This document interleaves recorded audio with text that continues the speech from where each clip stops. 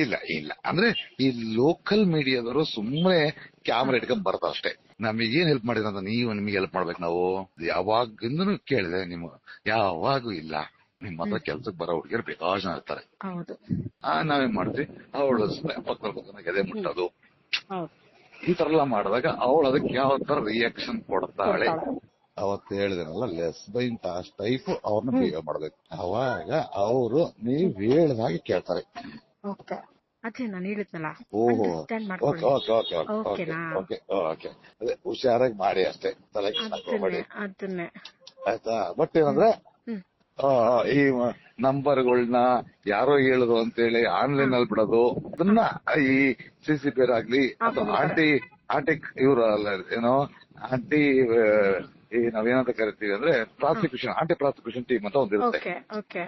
ಇವ್ರು ಏನ್ ಮಾಡ್ತಾರೆ ಯಾವಾಗೂ ಈ ಆನ್ಲೈನ್ ಚೆಕ್ ಮಾಡ್ತಾ ಇರ್ತಾರೆ. ಎಕ್ಸಾಂಪಲ್ ಹುಡುಗಿಯರು ಬೇಕಾಗಿದ್ದಾರೆ, ಮಸಾಜು ಅದು ಇದು ಅಂತ ಚೆಕ್ ಮಾಡ್ತಾನೆ ಇರ್ತಾರೆ.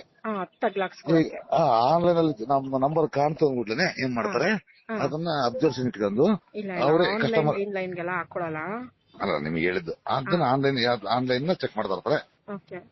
ಅವಾಗ ಮಾತ್ರ ಕಸ್ಟಮರ್ ರೂಪದಲ್ಲಿ ಅವರೇ ಅಟ್ಯಾಕ್ ಮಾಡ್ತಾರೆ. ನೋಡಿ ಒಂದೇ ತಿಂಕಿದೆ ನಿಮ್ಗೆ ಏನಂತ ಹೇಳಿ, ಕಾನೂನಲ್ಲಿ ನೀವು ಇನ್ನೊಬ್ರು ಜೊತೆಗಿದ್ದಾಗ ಅರೆಸ್ಟ್ ಮಾಡುವ ಸಂಭವ ಪ್ರಮೇಯ ಇರುವುದಿಲ್ಲ. ಯಾವಾಗ ಒಂದು ಹುಡುಗಿಯ ಜೊತೆ ಇಬ್ಬರು ಇದ್ದಾಗ ಅಥವಾ ಇಬ್ಬರು ಹುಡುಗಿಯರು ಒಬ್ಬನು ಇದ್ದಾಗ ಅದನ್ನ ಪ್ರಾಸಿಕ್ಯೂಷನ್ ಅಂತ ಕರೀತಾರೆ. ಯಾವುದು ಕಸ್ಟಮರ್ಸ್ ಜೆಂಟ್ಸಾ? ಅವು ನಮ್ಮವೆಲ್ಲ VIP ಮೇಡಮ್, VIP ಅವೆಲ್ಲ ಅವರೆಲ್ಲ ಔಟ್ ಸೈಡ್ ಅದು ಇದು. ಇಲ್ಲಿ ನಿಮ್ ಕ್ಲಾಸಿಗೆ ಬರೋದು ಬಹಳ ಕಡಿಮೆ, ಯಾರೋ ಒಬ್ಬೊಬ್ರು.